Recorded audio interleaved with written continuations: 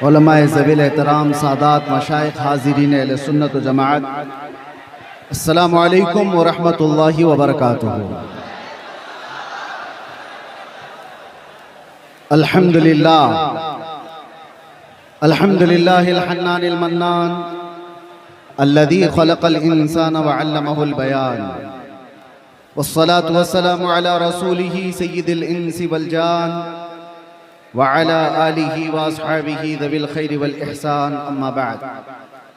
फ़अऊज़ु बिल्लाहि मिनश शैतानिर रजीम, बिस्मिल्लाहिर रहमानिर रहीम। मुहम्मदुर रसूलुल्लाह वल्लज़ीना मअहू अशिद्दाउ अलल कुफ़ारि रुहमाउ बैनहुम इला आखिरि हाज़िहिल आया। सदक़ल्लाहु मौलानल अज़ीम। बारगाह रिसालत मुआब सल्लल्लाहु अलैहि वसल्लम में दुरूद पाक का हदिया पेश करें। अल्लाहुम्मा सल्लि अला सय्यिदिना मुहम्मदिन मअदनिल जूदि वल करम व आलिहि व अस्हाबिहिल किराम व इब्निहिल करीम व बारिक व सल्लिम सलातन दाइमतन सरमदन अबदा।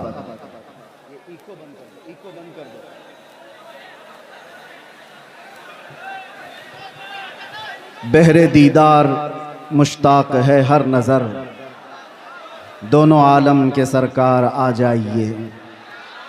चांदनी रात है और पिछला पहर, दोनों आलम के सरकार आ जाइए। सिदरतुल मुंतहा अर्श व बाग़े इरम, हर जगह पड़ चुके हैं निशाने कदम। अब तो एक बार अपने गुलामों के घर, दोनों आलम के सरकार आ जाइए। हेलो, सुना है आप हर आशिक के घर आप लोग तशरीफ जरा लाते हैंगर से हैं। नीचे उतर जाइए। हम माफी चाहेंगे हजरत, थोड़ा लोहा का पंडाल है, तार अगर किसी को भी कुछ हुआ तो उसका जिम्मेवार हम लोग नहीं होंगे। आप लोग लोहा का फ्रेम से नीचे उतर जाए, बड़ी मेहरबानी होगी। कहीं से भी कोई तार अगर ग्राउंड किया तो पूरा लोहा का पंडाल है, इसमें पूरा करंट आ जाएगा। आप लोग से बार बार रिक्वेस्ट कर रहे हैं, गुजारिश कर रहे हैं।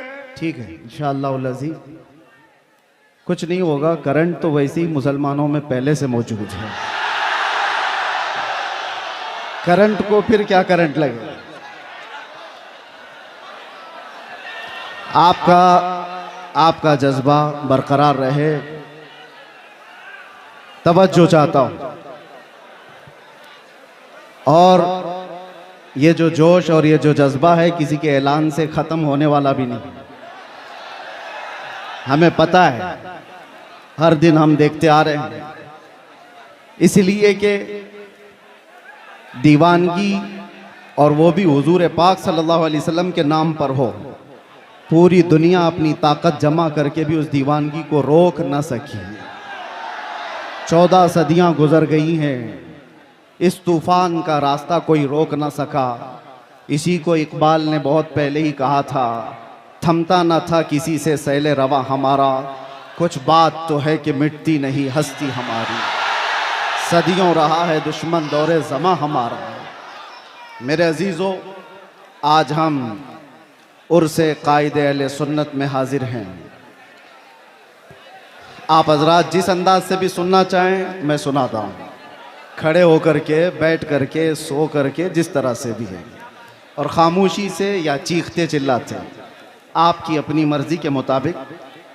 अब यहाँ पर किसी को क्या कहें कि बैठ जाओ, जगह हो तो बैठे,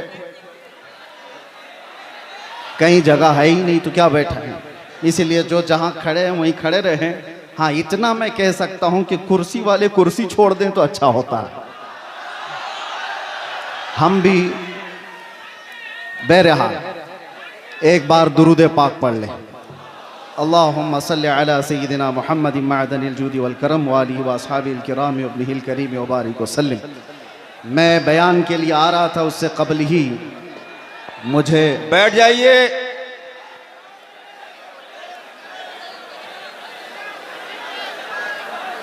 बैठिए बैठिए, धक्का मुक्की मत करिए, बैठ जाइए।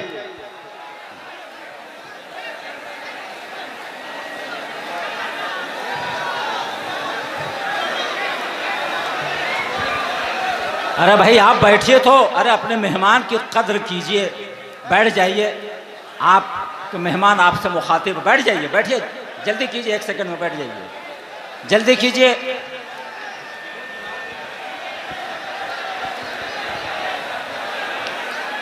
आप हजरात जिस मुक़द्दस महफिल में आए हैं उसकी तरफ तवज्जो करते हुए, और ख़ास तौर पर ये मिंबर जो होता है ये मिंबर रसूल कहलाता है।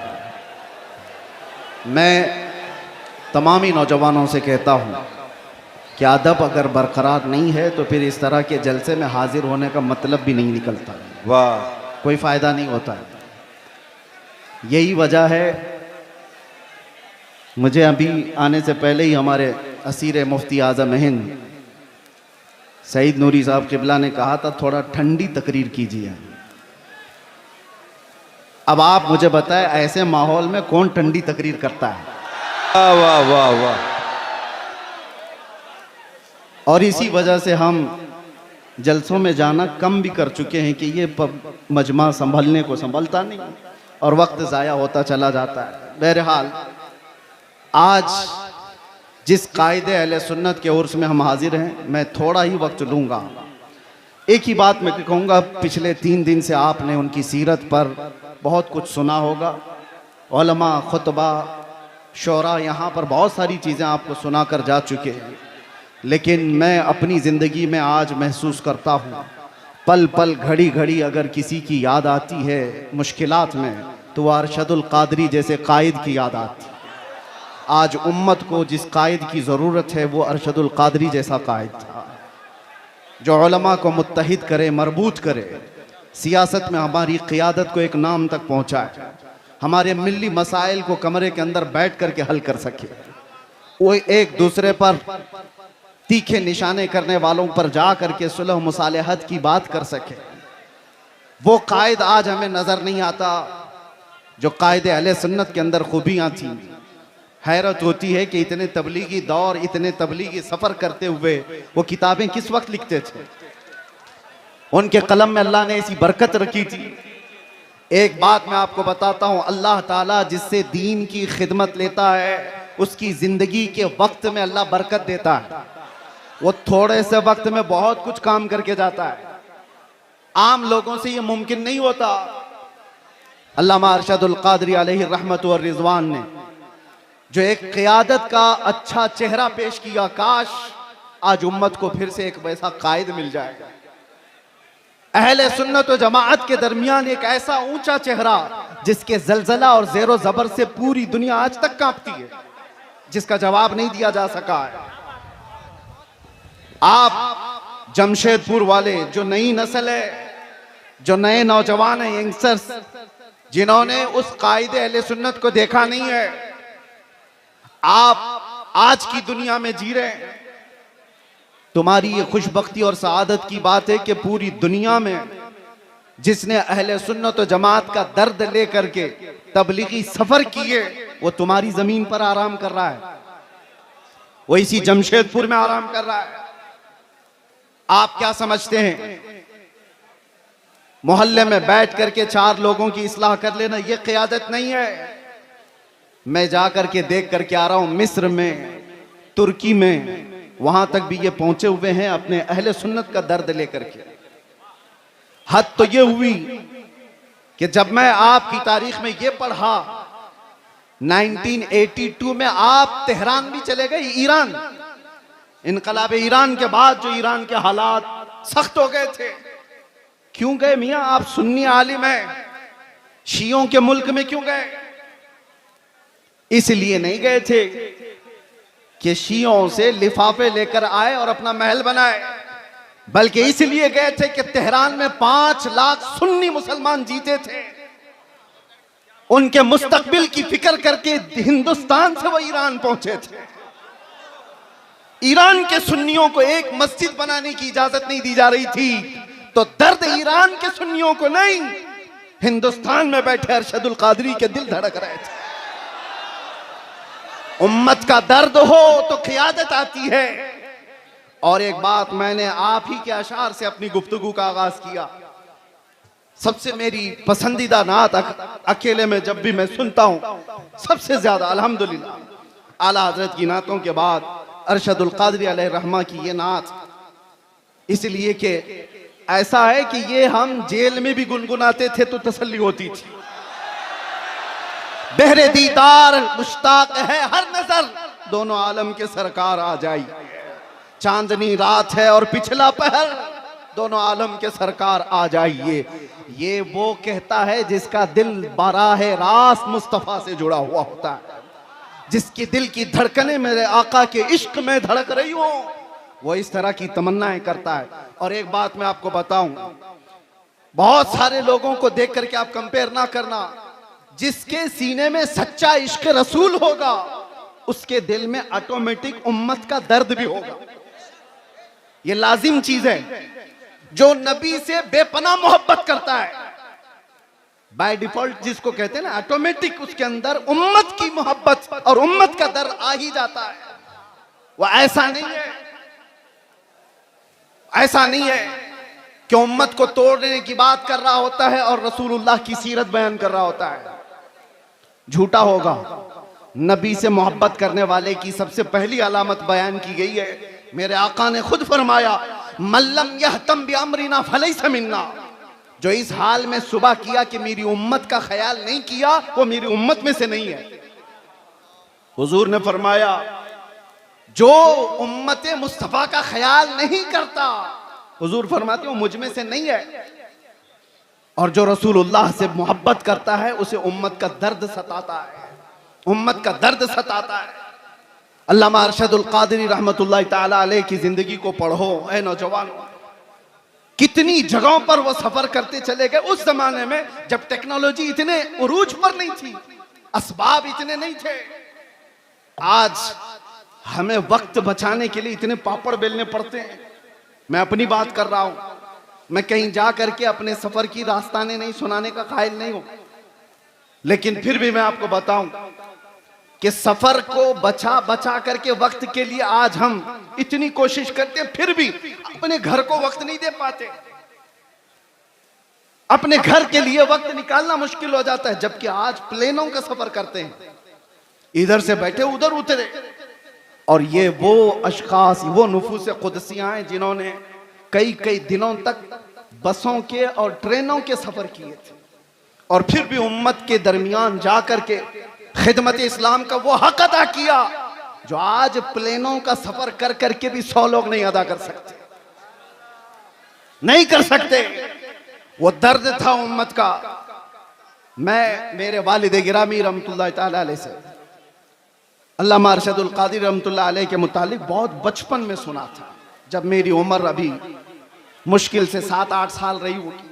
उस वक्त से सुनते आए जब अभी मदरसे की दहलीज पर कदम भी नहीं रखे होंगे। हाँ, किस वजह से सुनते थे?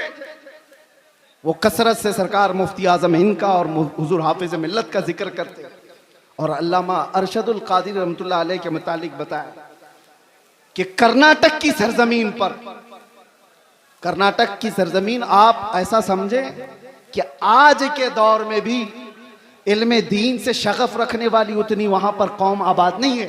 आज भी ऐसे हालात हैं। उस जमाने में फरमाते थे, मेरे वालिद के एक खत लिखा था खाली, और उस खत की बुनियाद पर वो जानते भी नहीं थे हमें। आ गए स्टेशन पर, आकर के पूछने लगे कि फला मौलाना ने खत लिखा था मुझे, मैं यहां आया हूं। पता पूछते हुए मस्जिद तक पहुंचे, और मुसलसल कई दिन तक वहां पर ये फरमाया करते थे, कई मस्जिदों के सिलसिले में फिक्र, कई मदरसों के मुतालिक फिक्र। और आज उनका एक दर्द मैं एक जुमले में बताता हूं, उलमा समझ जाएंगे, उलमा समझ जाएंगे। बड़े बड़े कायदीन, माफ करें मैं किसी को टॉन्ट नहीं करना चाह रहा, बड़े बड़े पीर बने, कुछ भी बने, उम्मत का दर्द नहीं है तो उनके लिए ये जुमला है। अल्लामा अरशदुल कादरी रहमतुल्लाह अलैह ने, और वो जिसके लिए कहा था वो भी कोई आम आदमी नहीं थे, वो अपने जमाने के बहुत बड़े खतीब थे, बहुत बड़े खतीब थे जिनका तूती बोलता था हिंदुस्तान में। उसके बावजूद अल्लामा अरशदुल कादरी उनको खत में लिखते हैं कि उम्मत के हालात के सिलसिले में अगर आप खामोश रहे तो आपकी बेदारी के लिए मैं क्या कर सकता हूं। तो जुमला कितना प्यारा है, फरमाते काश मुझे सूरे इसराफील मुस्तार मिल जाती। फरमाते हैं इसराफील अलैहिस्सलाम की सूर मुझे उधार में मिल जाती, वो फूंक फूंक करके मैं हंगामा महशर बपा कर देता आपको बेदार करने के लिए। ये दर्द था मेरे अजीजों, दर्द था।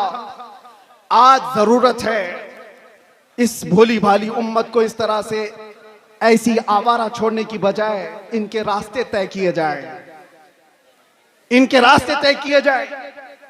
मेरे अजीजों, जो हालात यहां पर बने हुए हैं उस सिलसिले में भी मैं आपसे कहूं किस तरह के हालात बने। आज अगर अल्लामा अरशदुल कादरी होते तो ये चुप्पी और खामोशी तो नहीं होती। कम से कम मैं जो बोलना चाह रहा हूं, हमारे उलमा जेलों में बंद हैं, उनके सिलसिले में आवाज कोई क्यों नहीं उठाता।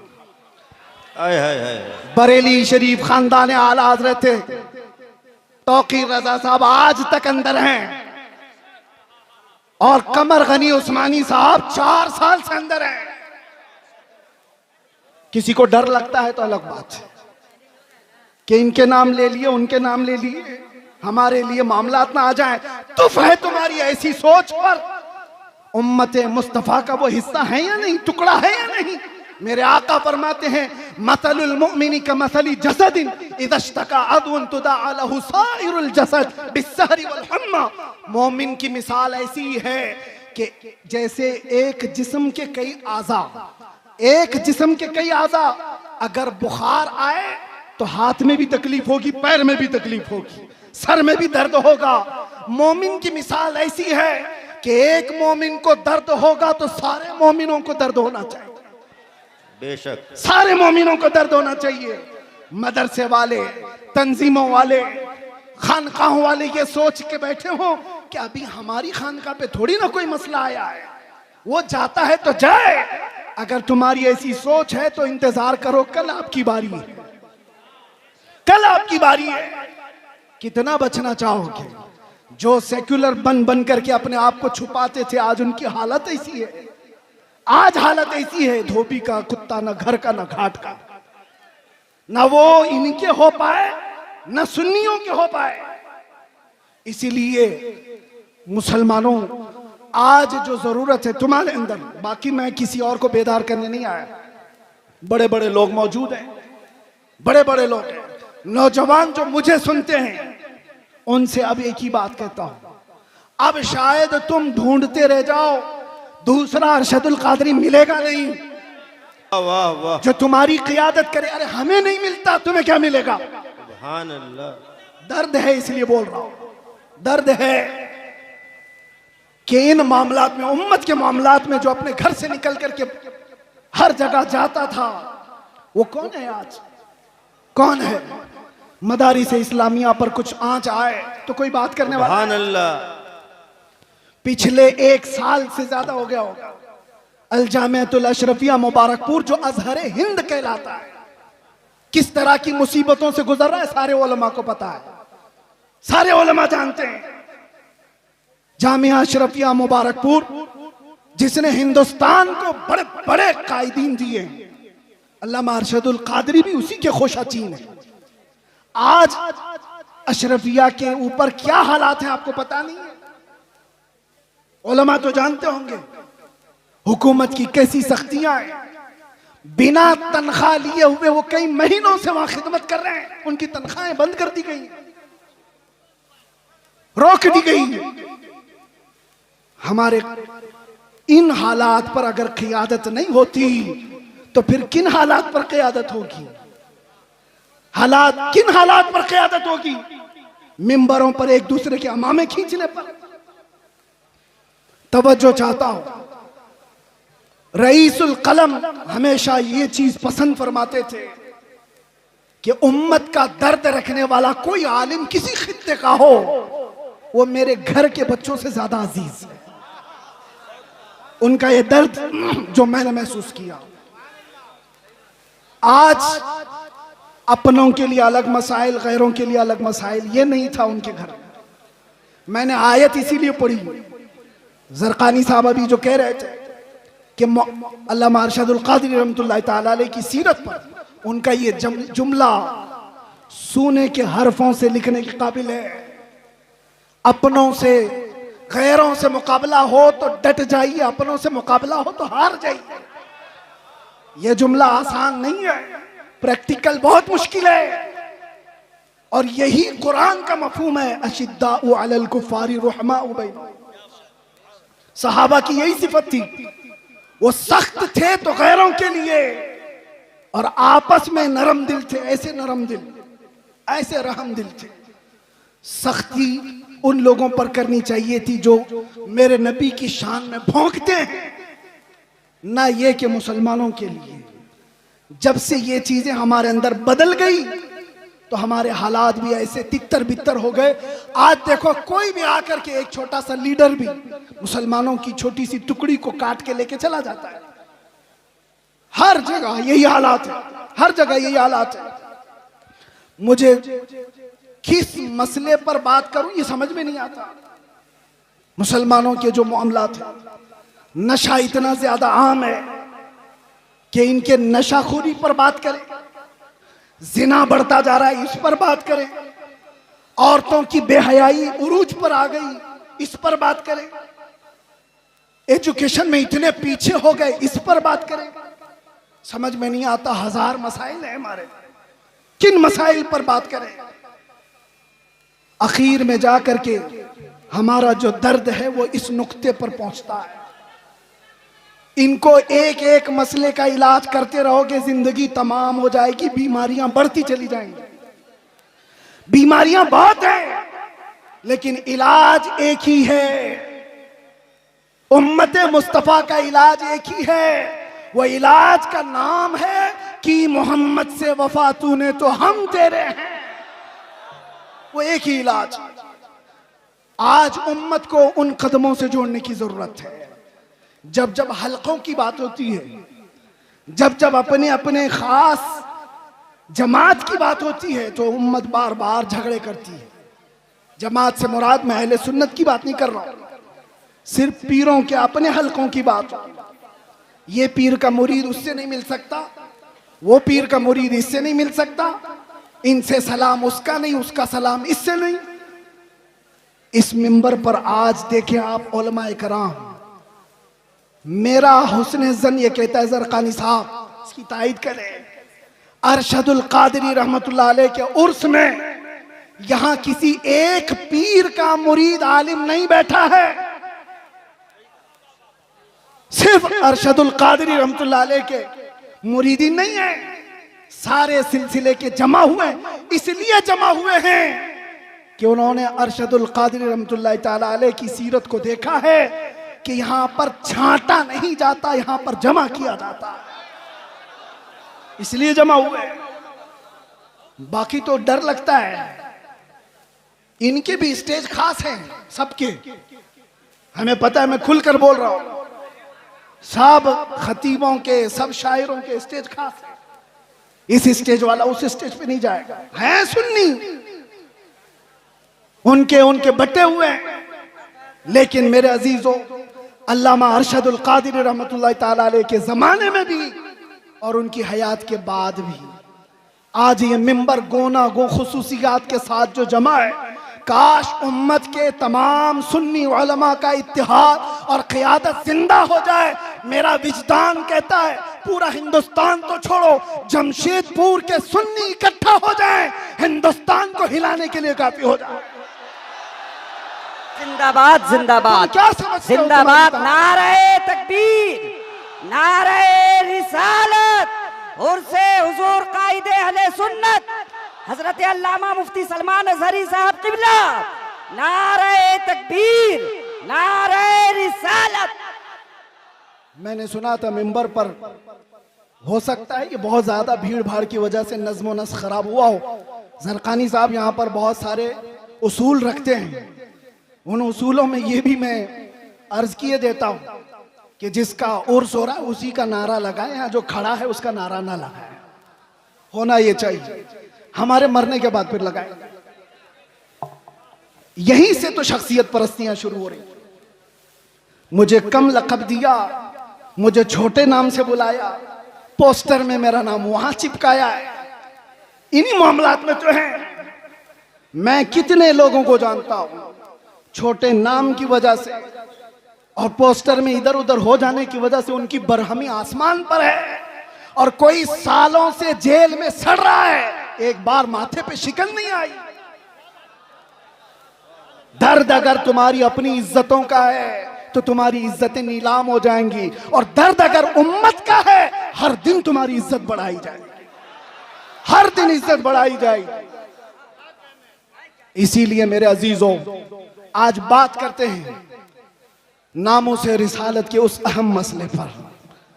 अल्लामा अरशदुल कादिरी रहमतुल्लाह तआला अलैह की जिंदगी उसके लिए शाहिद अदल है। आपके मुतालिक सबको मालूम होगा, सबको मालूम है अल्लामा अरशदुल कादरी बहुत बड़े मुनाजिर थे। मुनाजिर का मतलब भी आपकी जनरेशन समझना मुश्किल है। डिबेट में ऐसे माहिर थे कि सामने वाले को चित कर देते। लेकिन ये मुनाजरे किसके लिए होते थे?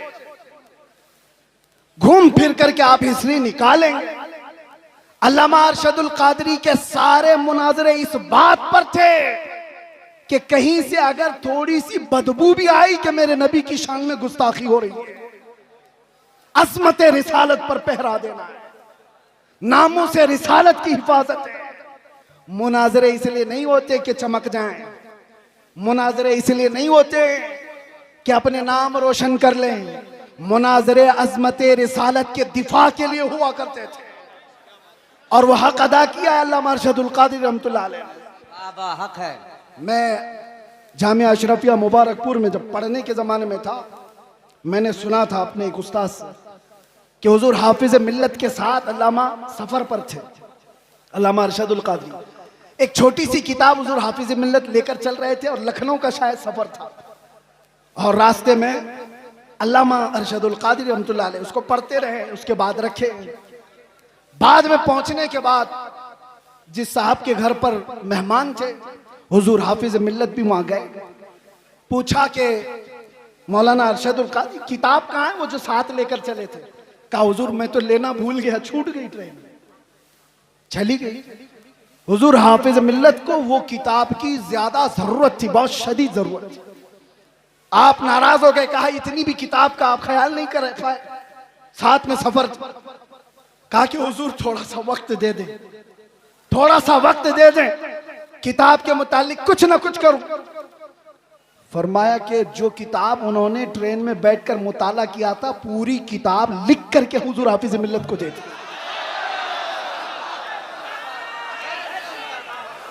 हो सकता है कुछ जुमले इधर उधर, माशाअल्लाह।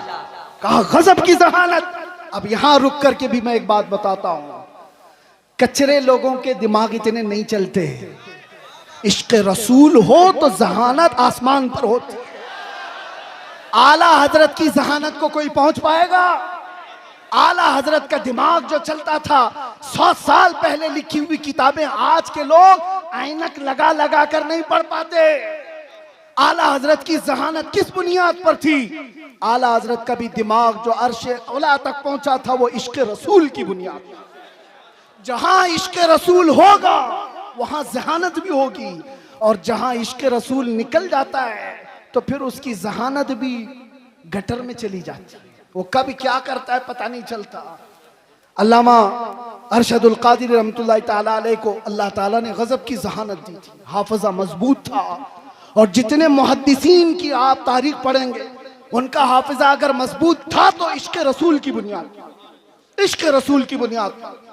इसलिए ऐ नौजवानों, आज कुछ हासिल करना है तो कुछ मुसीबतें तो हैं हमारे पास। मिसाल के तौर पर मैं बताऊं, कुछ भी कहने जाएं तो नौजवान कहते हैं हमसे हमारे उलमा सपोर्ट नहीं करते, हमारे उलमा सपोर्ट नहीं करते, हमारे अंदर जोश है, जज्बा है, उलमा चुप बिठा देते। हम पढ़ना चाहते हैं, कारी साहब हमारा साथ नहीं देते। बहुत सारे मसाइल। लेकिन तुम क्या ये उज्र भी कयामत के दिन पेश कर सकते हो? मुझे बताओ, क्या तुम्हें अपने घर में तन्हा बैठ करके भी अपने नबी से कसरत से मोहब्बत करने के लिए भी कोई रोकता था? आज के इस दौर में कोई रोकता है तुम्हें? कयामत के दिन क्या उज्र पेश करोगे? छोड़ो इनके मामलात। उलमा नहीं सपोर्ट करते, कायदीन नहीं आते।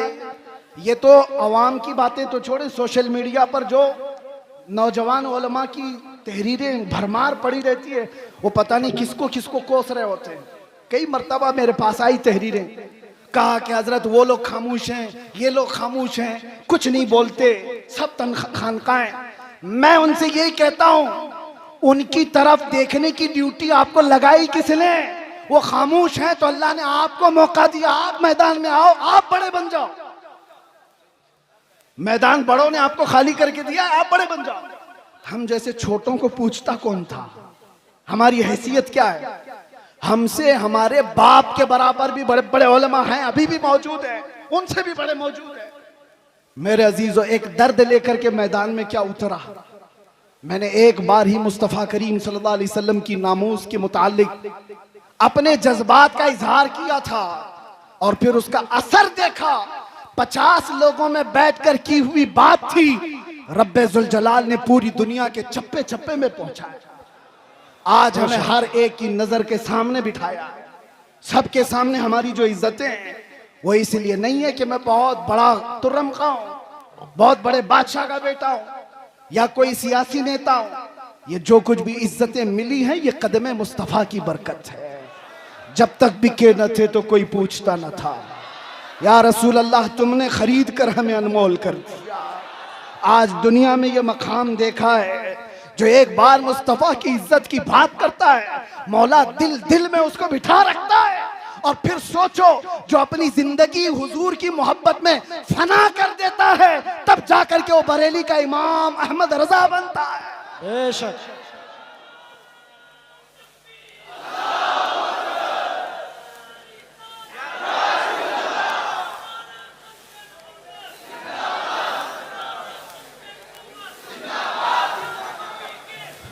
मैं दो चंद बातें बस आपकी सीरत से अख्ज करके, वैसे जो सुनाना था घर वाले ज्यादा बेहतर जानते हैं घर की बात।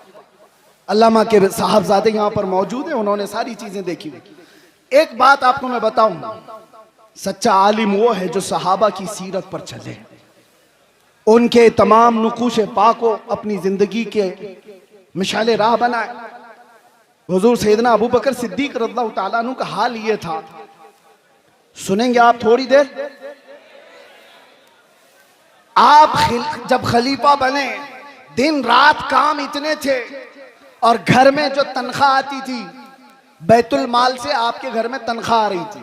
ये पहली मर्तबा सारे सहाबा ने बैठ करके फैसला किया कि खलीफतुल मुस्लिमीन को कुछ तनख्वाह मुकर्रर कर दी जाए ताकि वो खिलाफत के कामों को खुशी से अंजाम दे सके। तनख्वाह आती थी। एक दिन ऐसा हुआ कि उनकी बीवी ने कहा, सिद्दीक अकबर की बीवी कहती है, कभी तो कुछ तर ग़िज़ा खा लीजिए, कभी कुछ तर ग़िज़ा खा लीजिए, खजूर खा लें, कभी शहद खा लें। हजरत अबू बकर सिद्दीक फरमाते हैं, मेरी बेगम इतने पैसे हैं कहां मेरे पास कि मैं शहद खरीदूं, मैं घी खरीद करके लाऊं। ये वक्त के खलीफतुल मुस्लिमीन सैयदना अबू बकर सिद्दीक की बात कर रहा हूं। बीवी ने कहा, आप मत घबराएं, मैंने जमा करके रखे हैं, मेरे पास है, मैं ला करके देती हूं। हजरत अबू बकर सिद्दीक ने कहा, लाओ। आपकी अहलिया ने एक पोटली में कुछ पैसे रखे हुए थे, ला करके दे दिया। हजरत अबू बकर सिद्दीक ने गिना, वो कुछ सिक्के थे। पूछा, ये तेरे पास कहां से आए? बीवी ने मुस्कुरा कर कहा, वो छोड़िए, जो तनख्वाह आती है ना आपकी बैतुल माल से, मैं घर का राशन ला करके थोड़ा थोड़ा अलग निकाल करके रख दिया करती थी, थोड़ा थोड़ा जमा करके। औरतों की आदत है बचा के रखने की। तो हजरत अबू बकर सिद्दीक की बीवी कहती है, मैं थोड़ा थोड़ा बचा कर रखती थी, वो आज इतनी हो गई है, इससे आप जाइए शहद खरीद लीजिए, घी खरीद लाइए। हजरत अबू बकर सिद्दीक कहते हैं, बहुत अच्छा, ला। ले करके जाते हैं, बैतुल माल में पूरा माल जमा कर दिया और फिर सहाबा को बुला करके कहा, आज के बाद से मेरी इतनी तनख्वाह कम कर दी जाए, इसलिए कि ये माल मेरे घर में ज्यादा आ रहा है, इतना माल मेरे घर में ज्यादा आ रहा है। सैयदना अबू बकर सिद्दीक रज़ियल्लाहु ताला अन्हु ने जब ये फरमाया, सहाबा अश अश कर रह गए। इतना माल तो कोई भी छुपा के रख सकता था। ये वाकया बयान करने के बाद अब मैं आपसे कहता हूं, इसका अक्स मैंने जिंदगी में पाया है, एक कायदे अहले सुन्नत अरशदुल कादरी की जिंदगी में। मेरे अजीजों, उनके बड़े साहबजादे यहां बैठे हुए गुलाम रब्बानी साहब फरमाते हैं, अल्लामा के घर में पोते की विलादत हुई थी, शायद यही पोते होंगे, कहां है? पोते की विलादत हुई थी और इनकी वालिदा छठी मनाना चाह रही थी। छठी होती है, मदरसे से मुत्तसिल मकान है, तो छठी जब हो रही है, औरतें कुछ खाना पकाना कर रही होंगी, तो देग की जरूरत थी पानी जमा करने के लिए। तो इनकी वालिदा मोहतरमा अल्लामा की अहलिया मदरसे के मतबख से वो देग मंगवाई सेक्रेटरी से या किसी से बोलकर, क्या आज हमारे घर में कुछ फंक्शन है, उसमें पानी जमा करना है, या जो भी मंगवा करके अपने घर में रखा और पानी भरा। पानी आता भी नहीं था जैसे वो बताते। अचानक दोपहर को या जिस वक्त आमद हुई अल्लामा अरशदुल कादरी की घर में, उन्होंने देखा पहली नजर में, अपनी अहलिया से पूछा, ये कहां से आया पानी, और ये देग तो मदरसे की लगती है। अहलिया ने कहा, हाँ घर में आज छठी है, पोते की विलादत हुई, मैंने मंगवा लिया। आपने ठोकर से पूरा पानी इधर गिरा दिया और कहा, फौरन के फौरन ले जाकर के मदरसे में जमा करो, और जितनी देर इसका इस्तेमाल किए उतनी देर की रसीद काट करके मदरसे में जमा करो, और कोई छट्टी पट्टी नहीं होगी घर के अंदर।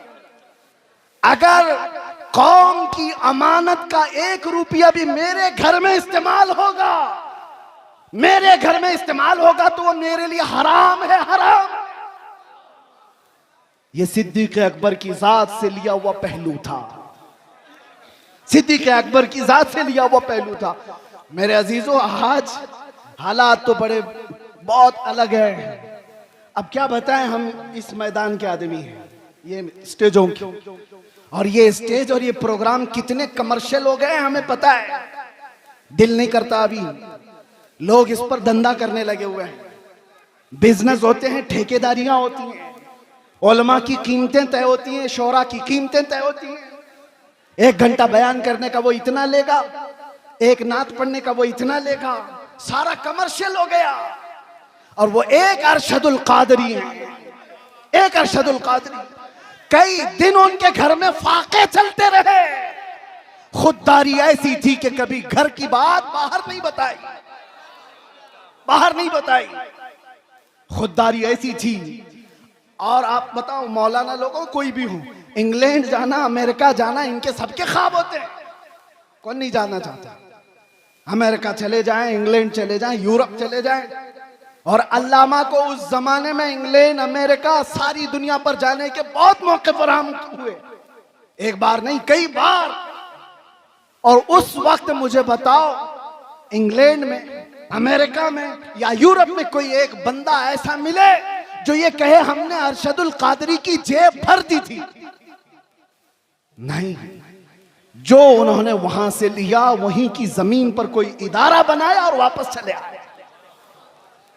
ये क़ियादत थी। लंदन की सरजमीन पर उन्होंने पहला जब इदारा बनाया था, मुफक्किर इस्लाम अल्लामा कमरुज़्ज़मान खान आज़मी रहमतुल्लाह दामज़िल्लुहुल आली हफ़िज़हुल्लाह व रआह अभी भी मौजूद हैं। अल्लामा अरशदुल कादरी की ज़ेर निगरानी कितने साल उन्होंने खिदमत की। वो खुद बयान फरमाते हैं कि वहां पर मस्जिद की जरूरत थी, एक चर्च बिक रहा था, तो चर्च के मुंतजिमीन उनके पास चले गए अल्लामा कि हमें बेच दीजिए। कोई हिम्मत करता है, और वहां के हालात अलग है। चर्च वालों से उस वक्त के 50,000 पाउंड में वो खरीदो फरोख्त होनी तय पाई। आपने बड़ी मसलहत के साथ उससे बातचीत करके 40,000 पे राजी किया। चर्च खरीदने की बात की कि मस्जिद बनेगी ये। और उस वक्त जानते हो, सबसे हैरत की बात मैं ये कह रहा हूं, उलमा हौसला रखो, हौसला। अल्लामा उनके आसपास, वो नई जगह है, उनके लिए नया इलाका है, लोगों को मुंतखब किया और कहा ये खरीदना है। और जो टोकन देना होता है शुरू में, आप क्या कहते हैं उसको, एडवांस, एडवांस देने के लिए उस वक्त अल्लामा साहब के पास जो पैसे थे वो सिर्फ 500 पाउंड थे और 40,000 पाउंड की खरीदारी करके आए। किसके भरोसे? उस अरशदुल कादरी का तवक्कुल भी वैसा ही था जैसा गरीब नवाज हिंदुस्तान आते वक्त तवक्कुल लेकर के आए। कदम रखना हमारा काम है, मैदान बनाना मेरे मौला की शान है। कदम रखा और आज एक नहीं, दो नहीं, दसियों मसाजिद और इदारे इंग्लैंड की सरजमीन पर कायम है। वर्ल्ड इस्लामिक मिशन जो अल्लामा अरशदुल कादरी की बनाई हुई तंजीम थी, जो पूरी दुनिया में, अरे हम अजहर में तक देखा, हमने देखा जामे अजहर तक वो चले गए। सद्दाम यूनिवर्सिटी जब बन रही थी उसमें भी आपका बड़ा किरदार है। बगदाद गए, तेहरान गए, कितने ममालिक के सफर किए। और जब उनको अपने भोले भाले जवानों का दर्द सताता था कि ये तबलीगी जमात के चक्कर में पड़ जाएंगे, तो दावत इस्लामी का क़याम भी आपकी ईमा पर हुआ था। अल्लामा अरशदुल कादरी रहमतुल्लाह ताला अलैह का। और एक बात ये भी मैं बताता हूँ, वो तहरीक खूब फल रही है, फूल रही है और फले फूले, लेकिन किसी तंजीम और तहरीक के फलने फूलने में उसके बानी के इखलास की बहुत ज्यादा जरूरत होती है। और वो इखलास अरशदुल कादरी का हर जगह पर नजर आता है। हाफिज मिल्लत का इदारा यूं ही कायम नहीं है। सीमेंट और गारे की इमारतें बनाना बहुत आसान है, अशरफिया बनाना आसान नहीं है। क्यों? सिर्फ इमारतें बनाने का नाम आप मत समझ लें इदारे हैं। उसकी एक मिसाल मैं आपको बताऊं, काबा कितना है, कितने बाय कितना है, आप जाके नाप के देख लो। आज हिंदुस्तान में हो, कोई भी हो, एक छोटा सा मिडिल क्लास का आदमी भी अपने खर्चे से, जितने में उसका घर नहीं बनता उससे कम खर्चे में काबा बना सकता है। 4 कोने बनाने हैं, ना कोई डिजाइन करना है, ना खिड़कियां, ना अंदर डेकोरेशन, बन तो जाएगा। इतने सदियों से कोई काबा क्यों नहीं बनाता? क्यों नहीं बनाता? आप समझो काबा सिर्फ ये 4 दीवारी और 4 कोने का नाम नहीं है। तुम बना तो लोगे, करोड़ों दिलों को खींचने की कशिश कहां से लाओ?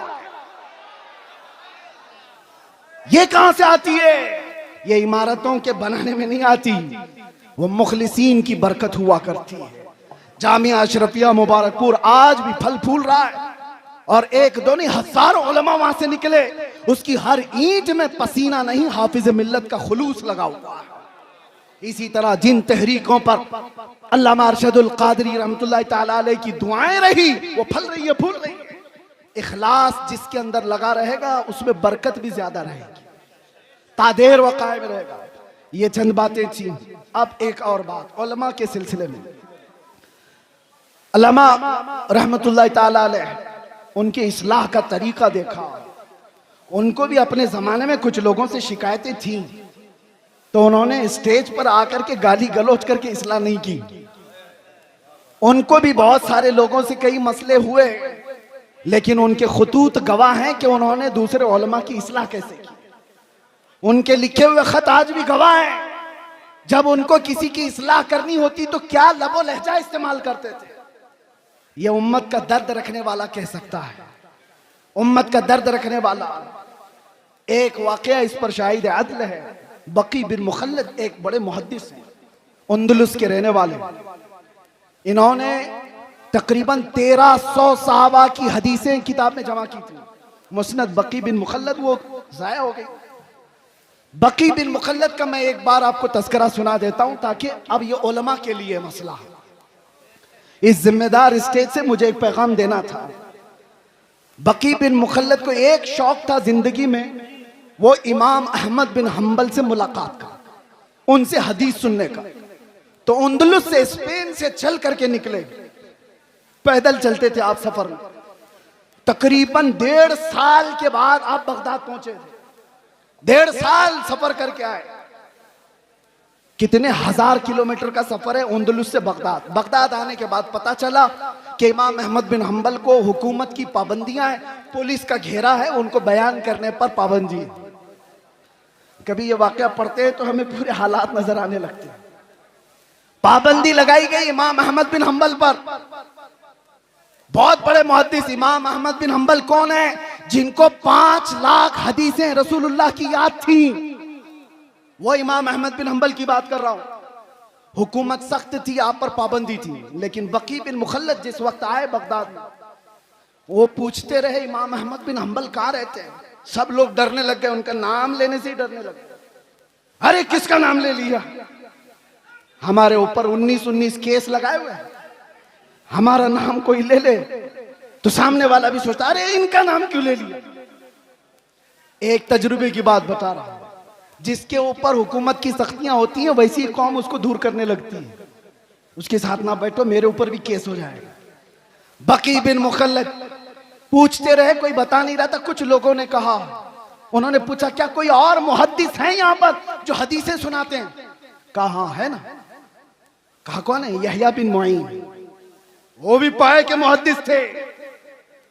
कहा बकी बिन मुखल्लद मैं जाता हूं, उनसे हदीस सुनता हूं। वो एक मस्जिद में बैठे हदीसें सुना रहे थे। कौन? यहया बिन मुईन।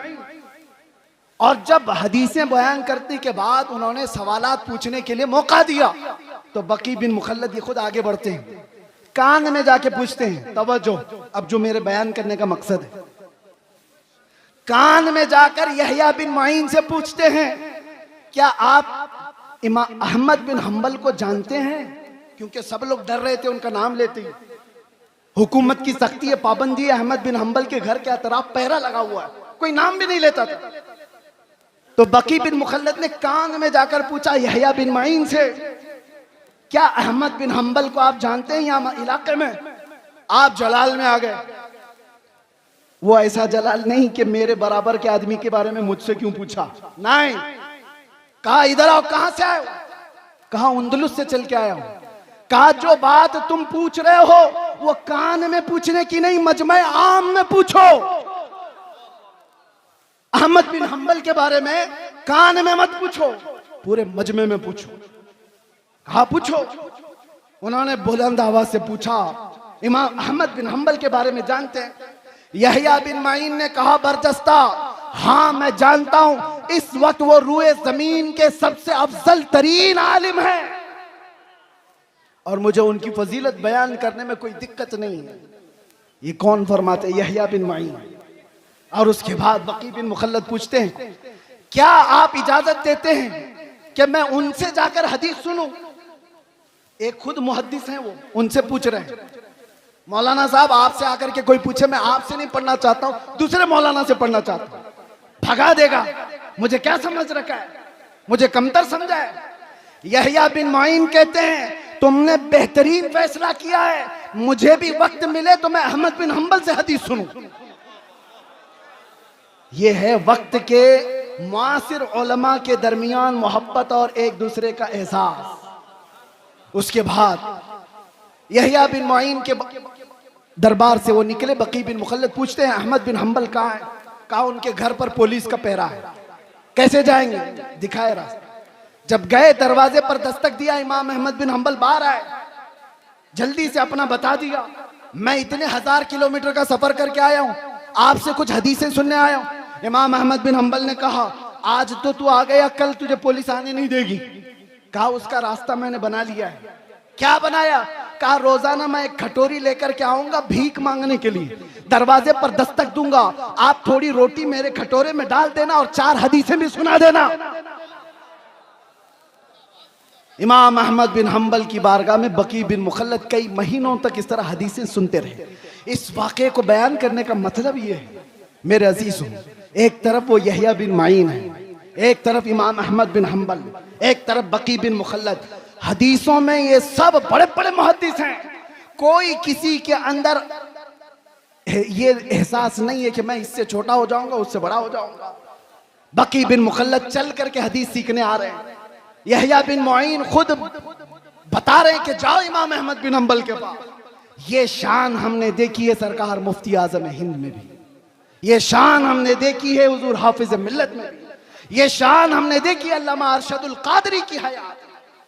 आज अगर नफसानियत से बाहर निकल आए तो आप में से कोई पीर साहब अगर ये कह दें तो बड़ी बात है आज के जमाने में कि जाए हमसे अफजल पीर हुआ है उनसे बैत कर लो, बहुत मुश्किल है। बहरहाल ये सब मसाइल छोड़ दें।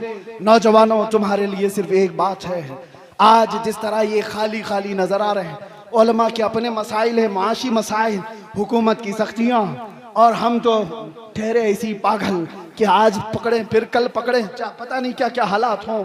लेकिन इन हालात में अल्लाह ताला तुम्हें तन्हा कभी नहीं छोड़ेगा। ये उम्मत मुस्तफ़ा को सुबह क़यामत तक रहना है, सुबह क़यामत तक ये आबाद रहेगी। टेंशन इस्लाम के ख़त्म होने का नहीं है।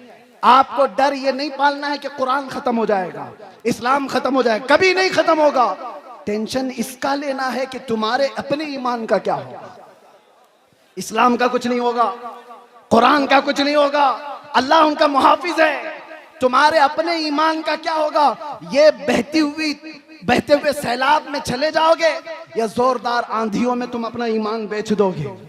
आज के हालात इस बात का सवाल करते हैं नौजवानों, तुम अपना ईमान इतना कमजोर ना कर लो कि तुम्हें वक्त की दौलतमंद खरीद ले, तुम्हें कोई डर खरीद ले, तुम्हें कोई डरा धमका करके ईमान से दूर कर दे। इतना कमजोर ईमान मत पालो। अब हमारे पास कायदीन बार बार नहीं आएंगे, वाज़ो नसीहत करने वाले भी नहीं आएंगे। हो सकता है मदरसे आगे चल करके मुश्किलात का सामना करें। ये मिंबर की भी इज्जतें दाव पर लगी हुई हैं। आज ये सजा है, कल क्या पता। अल्लाह सदा कायम रखे, शाद रखे, आबाद रखे। लेकिन बातिल कुव्वत की नजरें इस पर है। इसलिए मैं आपसे कहता हूं, एक चीज है जो 100 साल पहले हमें इमाम अहमद रजा फाजिल बरेलवी दे करके गए थे और ये सुना कर गए थे, जिसके पास ये होगा उसे फिक्र नहीं होगी, डर नहीं होगा। आप सबको ईमान पे मरने की फिक्र है या नहीं? सबको ईमान पे, इस्लाम पे दुनिया से जाना है कि नहीं जाना है? लेकिन कैसे जाओगे? बड़े बड़े डरते हैं इस बात पर कि आखिरी वक्त कैसा आएगा। लेकिन आला हजरत बरेलवी वाले कहते हैं एक बात याद रख लो, तुम्हारे लिए पक्का है कि इस्लाम के साथ जाओगे। वो क्या है? उन्हें जाना, उन्हें माना, न रखा गैर से काम, लिल्लाहिल हम्द मैं दुनिया से मुसलमान गया। लब्बैक या रसूल अल्लाह, लब्बैक या रसूल अल्लाह, लब्बैक या रसूल अल्लाह।